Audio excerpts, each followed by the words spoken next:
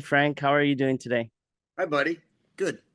That's good. That's awesome. So, Frank, today we're going to be talking about your film that it's already live in digital VOD and in theaters, Long Gone Heroes. How excited are you that it's already out there and that people are going to enjoy it? I'm really excited, mostly because, well, partly because we started this film in Puerto Rico, which was great. And 3 weeks in, we ran out of money and we had to shut the movie down, thinking it was done, that it died. And then about a month or 2 months, I forget how long after, we got a call that we were going to do the movie, but in Bogota, Colombia. So the fact that we're here even talking about it and that it came out the way it did is a miracle. So yeah. That's amazing. And I wanted to ask you, how was it working with the cast and the crew, being the fact that like you just mentioned, being the fact that you had to stop production and then go back in production. Was the connection still there? Was there still chemistry with everybody? Great question. Both Puerto Rico and Colombia are very savvy in filmmaking, so the crews were amazing, as were the people. But we actually had to recast some of the roles when we went back because those actors weren't available. And it's funny because in the beginning I was like, "Ah, that's terrible," but it really worked out the way it was supposed to. We got the right people, and when we went to Bogota, we didn't know if we were going to have as much time as they said. So we really were it became a close unit, and I think that really served the movie. That's amazing. And I I wanted to ask you because something that I've been seeing very often with at least independent films is that uh, actors get like a much more connection with the film than let it be like a high budget film. How much more connected were you with this film? Oh my gosh. I mean, it was exponentially. I mean, I was producing the movie too at the same time with John Schwab. We were changing and fixing the script based on having to put the two parts together. We were involved with hiring those actors were our friends, people we worked with and trusted. So it was a real personal journey. It really was, as opposed to just showing up, saying your lines, and going home. This was not a job that we started in the morning and ended when they said cut, go home. When we went home, we were working until we went to sleep until the next morning. And that continued for however many days we were there. And that's, look, people were quick to kind of dismiss a movie, whether it's this or another movie, and they don't understand what it takes sometimes to get a movie made and what obstacles you have to overcome. And I'm super proud of this film and everybody, both acting wise, directing wise, but really the crews that helped us pull this off. No, that I completely understand. I've never been in that scene of like producing like a short film or not, but I do have colleagues. I do have a best friend of mine that he is a film director, and he Right. did tell me how difficult it is even for a short film to be made. So It really is. On the best of days, with all the money and all the time, it's pushing a rock up a hill. It really is. There's so many things that go wrong.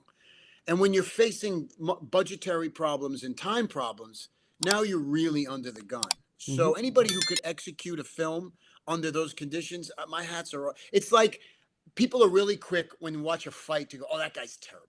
I'm like, "Really? Do you know what it takes mentally and physically to prepare to get into a ring, to get onto a cage? Do you understand? You should never open your mouth unless you're doing that thing." And that's what I tell people. You should shut up until you do it. I completely agree. And Frank, um, being the fact I followed your career throughout a bunch of your films that I've seen and series. How was it getting into the character Gunner? Yeah, great question.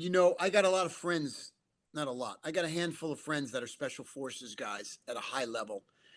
And I'm a physical guy. I've always been a physical guy. So for me, I'm excited because it's as close to me as any character I'm going to play. Though these guys are as close to me without me having probably the gumption to go and save people's lives in another country. But they're who they are, their essence.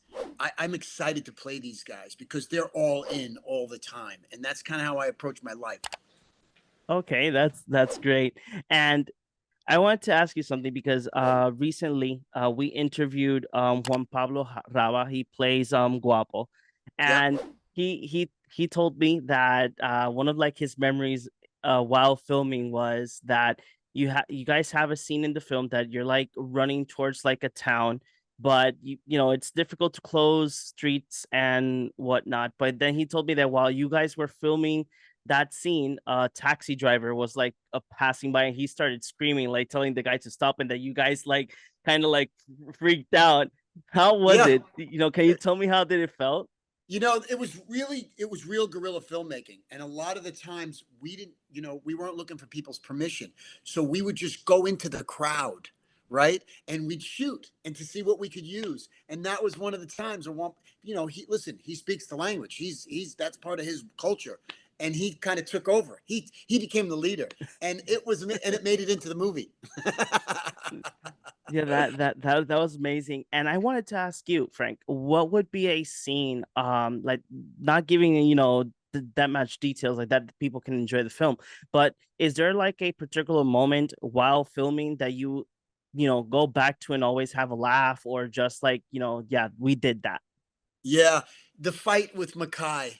Mackay and I had come off of a movie where we were partners in the movie, and then in this movie, he's really the bad guy.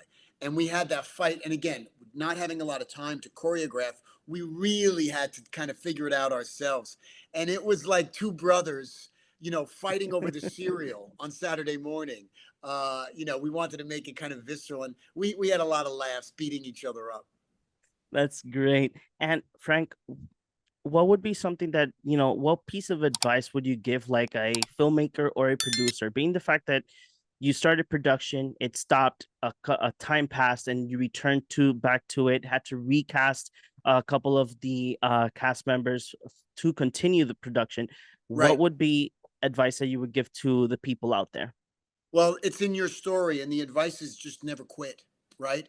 I always tell people always tell me, I'm not getting this, I'm going out on these auditions, or I'm not getting auditions, and I tell people, first of all, this: make your own stuff. Make your own stuff. It doesn't matter that the world's not going to see it. You can show it to a lot of people. And the second thing I always say is don't quit, because you can't be successful in anything if you're not in the thing. So don't quit. And don't worry about who's doing what on this side of you and who's doing what on that side of you. You stay focused and you just worry about yourself. That's amazing. This will be my final question for you today. What would be how you would describe Long Gone Heroes with one word?